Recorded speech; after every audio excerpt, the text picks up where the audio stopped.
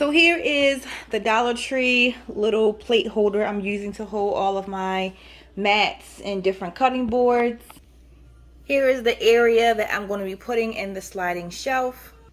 Here are all the pieces you can expect to receive, and the directions are really straightforward.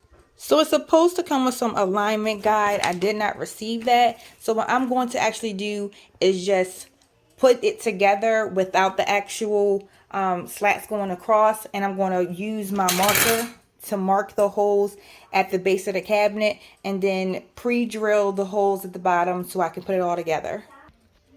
So I just put it in here, pushed it all the way back so that's actually hitting it. Move it a little bit forward. Now I'm going to use my marker and I'm going to dab all the holes in the center so I can know where to drill. Alright, so after I marked the places with my black Sharpie marker, I then used my Ryobi to go right ahead and drill down all 4 spots to get the base aligned. I went ahead and installed these at the widths I wanted them to be. Now I'm going to put this inside, making sure it aligned perfectly. Now you're just going to push down so it can snap in place.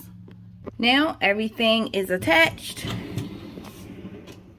rolled out, roll back in, cabinet closed. Here's everything put together.